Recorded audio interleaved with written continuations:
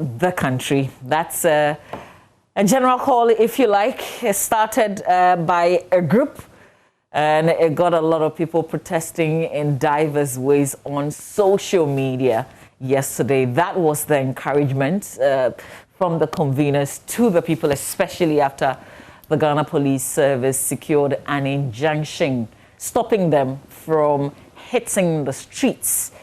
And so they took the campaign to social media. We'll be sharing with you some of the things that people are calling on the government to fix. But Hadi Yakubu is a fighter general with the Economic Fighters League. He joins us for a conversation. A very good morning to you, Hadi. Thank you so much for your time. Good morning. Great. And thank you for having me. Sure. There were a lot of questions in terms of what exactly you wanted the government to fix. And I guess you've thrown it out to the people. So come up with a placard and state what you want fixed. How have you been managing with the pressure from all over? Well, thank you very much, and good morning to all your viewers. It's been a very heavy past few days with media calls and, talking to several people on the ground and doing all these. But it is worth it. I mean, if you look at the energy that was shown yesterday and the momentum, you would see that there is a general yearning, from the young people of this country for Ghana to be fixed. Because clearly the promise of a better society, the promise of a country that is capable of showing to the rest of the world that if given the chance, we are capable of managing our own affairs, has not manifested in the sort of governance and economic management that we've seen over the period. Our fathers have seen theirs, our grandfathers have seen theirs and gone, our fathers have come to see theirs. We now have to think about the sort of society that we want to build for ourselves, our children, and our children's children. Every generation, as one of our prominent revolutionaries will say, every generation has a vision, has the responsibility to carve a vision for itself. And it is its responsibility to either honor or betray that vision. So this is our time to also put minds to work and make sure we define the sort of society that we want. So yeah, the pressure was there, a lot of working, you barely sleep, but it's worth it. It's worth it. How was the protest yesterday, by the way? Because I know the original plan was to get people to step out physically, but that did not happen. Yeah, that did not happen because we were respecting the court order. The court granted an injunction on Thursday to the Ghana Police Service, preventing us from protesting. So we were respecting the court order, but we are law-abiding citizens, and therefore we respected the court order, no matter how preposterous it might be. So we didn't gather physically. We sent out information to all the teeming young people across the country to do so in their homes and on their streets and in their ghettos, and wherever they find themselves, they should take the protest there. So in a way, if you look at it, what the Ghana police and the state wanted to prevent, they actually gave more oxygen and led to ease decentralization to various parts of the country, when initially it was just going to be in Accra. So that's how it went, and it was you should have seen the passion and emotion with which people spoke on videos and expressed themselves on placards. Um, it shows the love that the young people of this country have for the country, and the responsibility they want to take upon themselves to not just sit down and be recipients of whatever comes their way, but be active participants in defining what sort of society that Ghana ought to be in this day and age. As organizers and leaders of this protest, this hashtag Fix the Country, were you surprised at the heavy presence of police at the Independence Square, essentially guarding or policing a court injunction? I was not surprised. If you've been doing this for a while, you would know the modus operandi of the police already. And sometimes people like to see the police as isolated from the systems and structures that we are complaining about. But in actual fact, the police and military are not isolated. They are the violent arm of the state that the state uses in oppressing the masses. So I was not surprised. A lot of people were actually.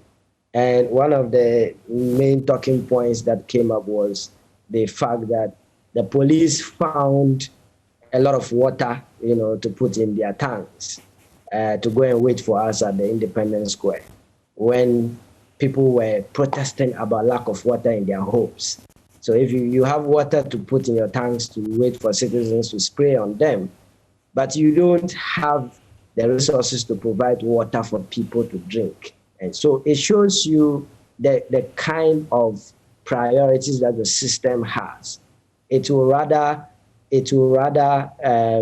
spend resources in trying to suppress the voices of the people than spend those resources, which resources are coming from the people anyway, spend those resources in seeing to the welfare and well-being of the people. And this is what young people are not happy about. And we need to build a more compassionate society that caters to the well-being and basic necessities of it. We can have a country that prioritizes the luxury of a few to the necessities of all of us. That is not a sustainable sort of arrangement, and we need to change that.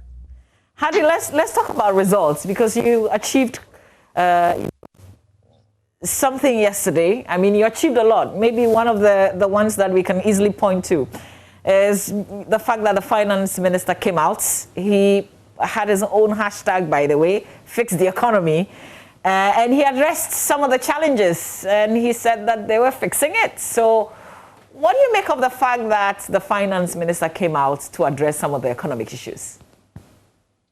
Well, I mean, I think we can all appreciate the fact that the finance minister came to talk about this and acknowledge the work that young people were doing virtually. But we need also to look at the form and content of the address. First of all, it is very interesting that the day that we chose to do virtual protests because of the state's intransigence in preventing us from doing a physical process. The finance minister also does a press conference, sort of to take the media shine out of the protest that the young people of this country were planning, and then center himself in the conversation in a way that sought to, even though unsuccessfully, deny the people the sort of space that was needed to articulate their concerns to the system. So, we think that, I mean, by and large, there is not enough listening, and you could see that from the responses that the finance minister gave. First of all, this hashtag is not about fix the economy. It is fix the country. Fix the country is a broader thing that goes beyond just the economy. The economy is a small microcosm of the country. There are so many things that are broken in this country that need fixed. In fact, the whole country is broken. And it is not broken because of just a few years of actions or inactions. Yes, it is broken because of the compounding and the accumulation of actions and inactions, very reckless actions and inactions by successive governments over the period. And these actions come about as a result of oppressive and non-compassionate structures that have been put in place right at the founding of the so-called Fourth Republic. So we need to look at these things. So whereas the finance minister would come and tell us about 1D, 1F and all of those things are appreciated. We appreciate his gesture, but we need to look at the form and content that he chose. And we think that it unfortunately did not show much of, if people are talking, right? You say you've done all these things.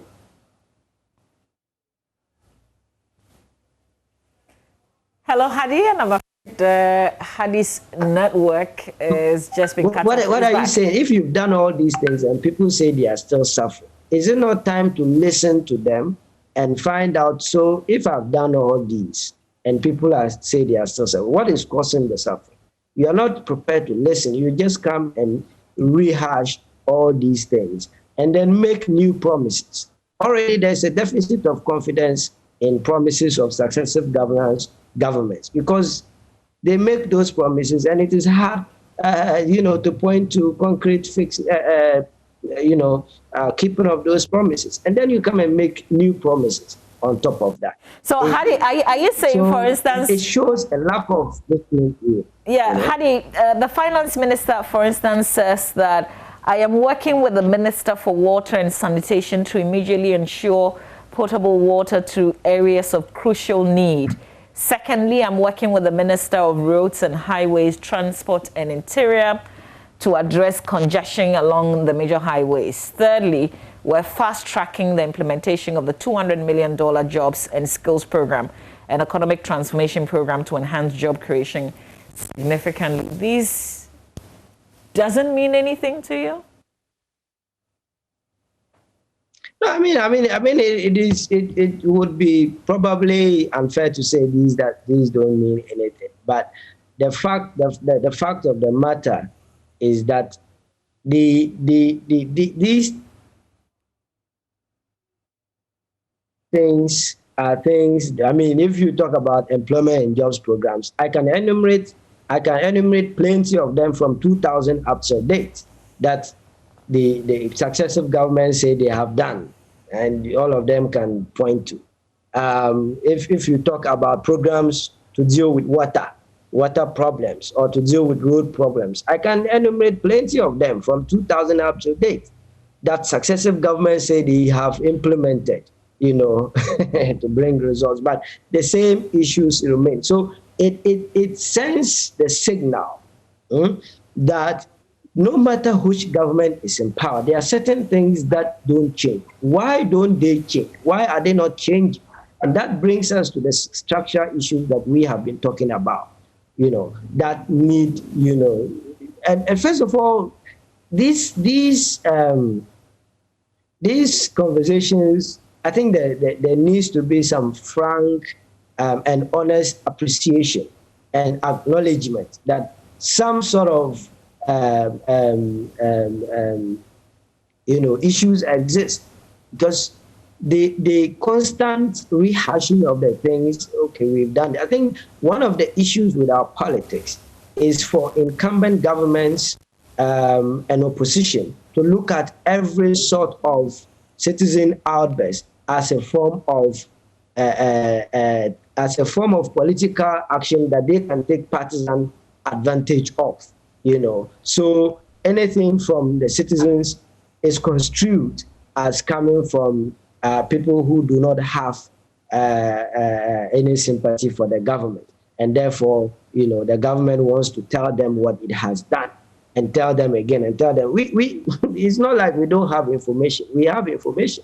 But if people have information about all these things and they are still, talking about the hardships on them, if you're talking about 1B, 1F, and somebody is concerned about the fact that now his cement, prices of cement have gone up so much so that he can't afford. Somebody is concerned about the fact that fuel increases have come to compound transport costs and prices of goods and services. I mean, how do you address that with telling the person that you are implementing 1D1? So there needs to be a much more compassionate ear in listening to the plight of people. And that's what we've been saying. The whole structure of the country is not sustainable. Okay, I have to apologize there. So Hadi's connection is gone off again, but he will reconnect with us. He's fighter general with the Economic Fighters League. Hadi, we just lost you briefly. So, your hashtag Fix the Country has been trending well over a week on Twitter. With yesterday's protests, is that it? Are we done with Fix the Country? Of course, there is a court's injunction. We know that you are going to the Supreme Court. The date has been given for next month. But in terms of the protests, is that it? Obviously not. Obviously not. What you will notice is that the virtual space is a 24-hour space. So it is open 24 hours non-stop. People are posting 1 a.m., 2 a.m., and the Fix the Country thing,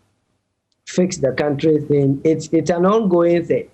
And if young people are saying the country should be fixed and the country is not being fixed, it cannot be it. They have to continue to raise their voices about the things that need to be fixed, and therefore get the things to be fixed. One of the issues that are important in terms of fixing the country in general and not just the economy is to look at the soul of the republic, which is the 1992 Sakawa Constitution, which did he say Sakawa? Puts a lot of power.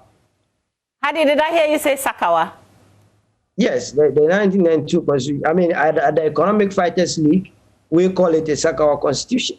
Sakawa because it is a very deceptive document that purports to give power to the citizens. But in actual fact, in its operation and implementation, what it has done is to put a lot of power in the powers that be, the executive arm of government especially, but also to all those other players in the governance of the country.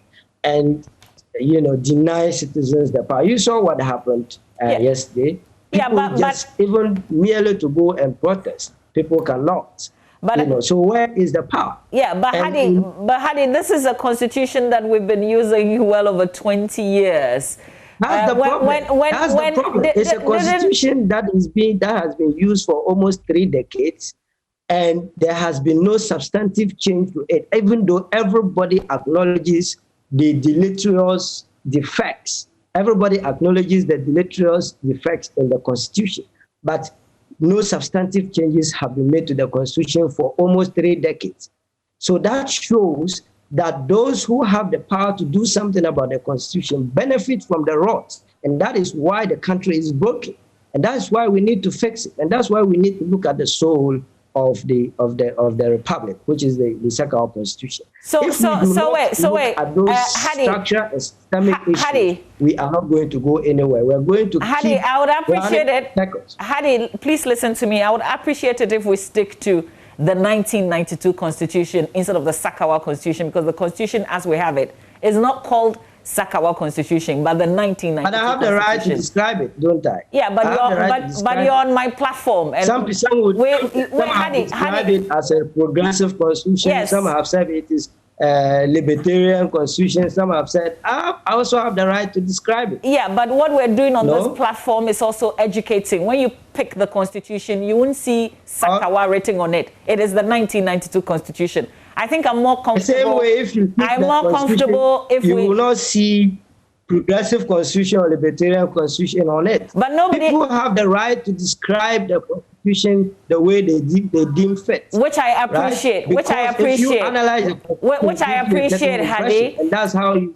I appreciate that, Hadi, except that there's no other person on this platform who has used progressive in describing the constitution. So please, let's just stick to that, and we will be fine. We're not analyzing. You're talking about people who have used it for joy. Exactly, but in this, you only want the positive. No, Hadi. You only want the positive. Okay, so Hadi, let's make progress. I'm saying that in this particular conversation that I'm having with you, there's no other person with us who is describing it in another way. I get the defects that you say the Constitution has, but I think I'm more comfortable in terms of what the Constitution is. It is the 1992 Constitution. You can, talk about the things that you're not happy with it. I would appreciate it. So are you saying, in effect, that one of the things that you're also calling for, as you call for the Fix the Country, is also the Constitution?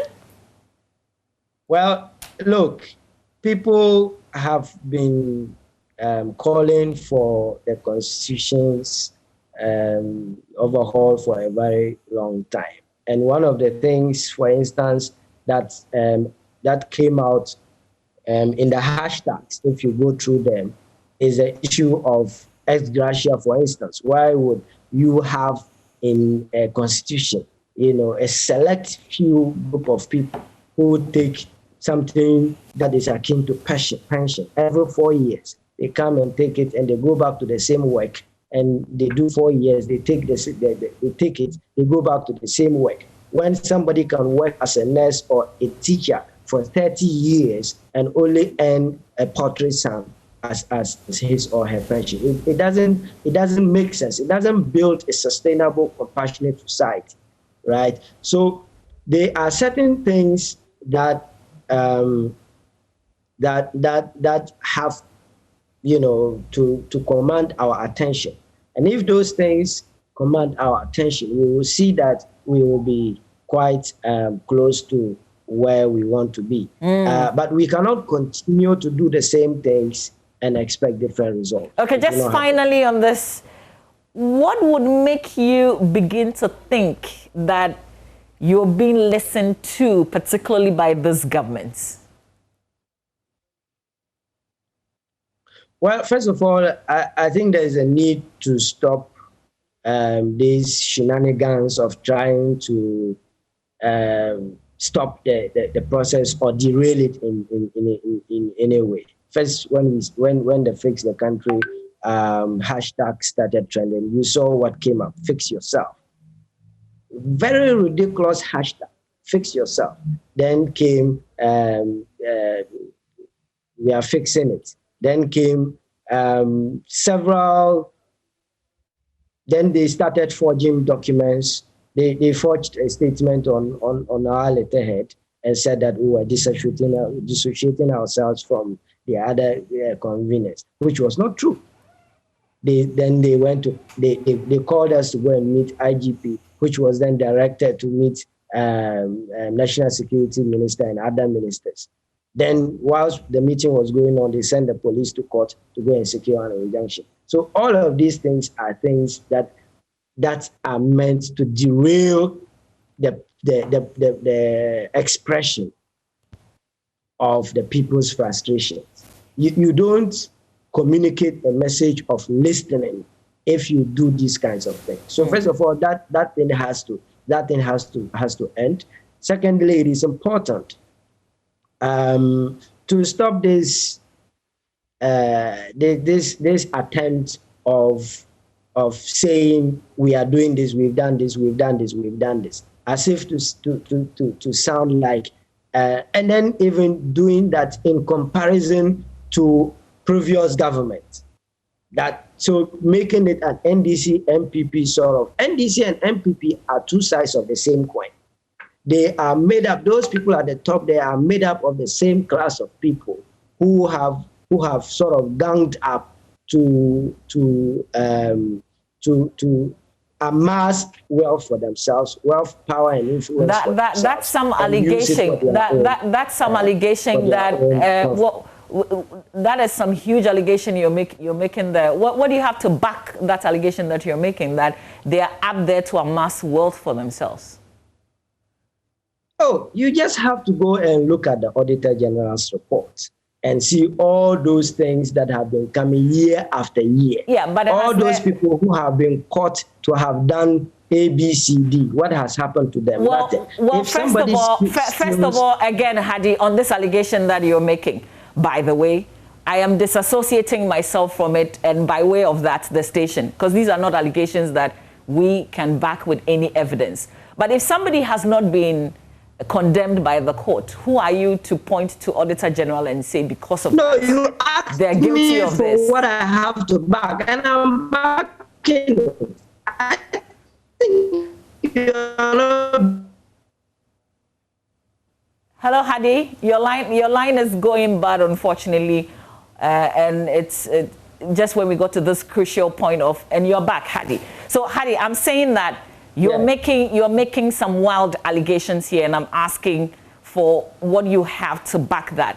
But I'm also mindful of the fact that it is only a court that can pronounce somebody guilty. So if it hasn't, you can't point to the Auditor General necessarily in terms of the allegation that you're making.